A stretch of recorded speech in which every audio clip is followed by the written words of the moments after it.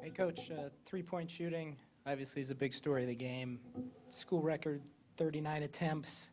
As a coach, how do you just let the guys have the freedom just to let it go when they got it going like that?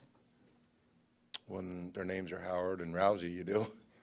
I mean, I know Marcus's shooting percentages haven't been great, but he's as good a shooter as there is in college basketball. And every time those guys are open, they should shoot the ball. And because they're capable of nights like this. And Marcus put on quite the shooting display. And, I think it all started with his energy and talk. I mean, I thought he was really verbal in the locker room before a game, throughout the first half, at halftime. He really immersed himself in the game. And a lot of times when you do that as a competitor, your instincts and your talents come out. And certainly his talents came out tonight. And then on the flip side, do you worry that this team is overly reliant on the three-pointer, that then you guys need the shots that fall like tonight to win? I mean, I think that's remains to be seen. All I know is that for those guys, the quality of shots they got tonight were better than they've gotten in the first 6 games. So when they get high-quality shots, they're supposed to shoot them. And again, I'm not saying Marcus is going to make 11 for 15 every night, but if he's open, he's going to make a lot of them. And if Andrew's open, he's going to make a lot of them. So, yeah, I mean, obviously we got to get more balanced. But the game gave us opportunities to get open three-point shots, and guys did a great job of finding them, and they buried them, which was positive. I mean, are we going to win every game just because of our three-point shooting? Probably not. And that's when we have to be able and ready to do other things as well. Coach, Marcus mentioned that you gave a pretty inspiring speech at halftime. What was the message of your speech, and how do you think the team responded to it? We on a 7-second delay? No. Okay. All right. Well, the then I won't PG-rated version. I won't repeat it exactly. But, I thought our attitudes were good. Our execution of defense wasn't as good in the first half. It was much better in the second half.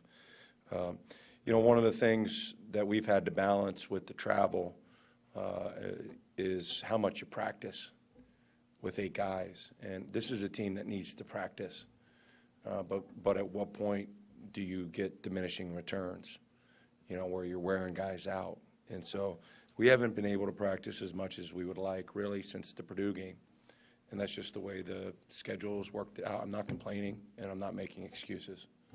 I hope you guys will never consider me a complainer or an excuse maker. But the fact of the matter is we have to practice more. And with the way the schedule is, we haven't been able to do it as much. But we just got to continue to figure it out. It seemed like the paint got a lot more clogged for Chicago State in the second half. Do you think that was the result of better rotation or something else? Well, our emphasis coming into the game was to protect the paint. And, sometimes what happens is the kid Sims got off a little bit in the first half. And your natural instinct when you see somebody starting to hit three-pointers from behind the three-point line is you want to spread your defense out to take those away. But that went against what we wanted to do overall. We did a much better job protecting the paint in the second half, and as a result, our defense was better. And another key matchup, another chance really for guard defense to be put to the test against Georgia on Saturday. Yeah, guard defense, post defense, I mean, they're good. They're big and athletic. I mean, I think they have as good a post player in the country in Mateen. He is just a handful. They are really well coached by Mark Fox. They're big and athletic at really every position. They got really good experience. Our team is going to need a great crowd on Saturday. We need our students to show up. We need our fans to show up. We need all the energy that the people who support our program can give to show up, because it's going to be a big-time game, and our guys are going to need big-time support. And Greg and Jamal have been thrust into bigger roles with Hanif no longer on the team. What have you seen out of them the last 2 games? Improvement. You know, really, the way I look at it, you know, we have 4 freshmen because I consider Sakara a freshman too. And those guys are getting a little bit better each day. I think you see Greg's playmaking. I mean, Greg just impacts the game in so many ways. I mean, it's not necessarily his scoring, his ability to make plays for other people, his rebounding, his defense. He impacts the game in a lot of ways, and he's doing that all weighing about 150 pounds, soaking rain wet. And then Jamal just keeps getting better.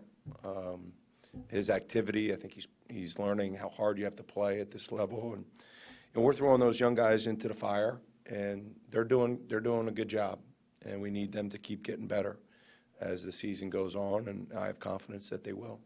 That's it. Thanks.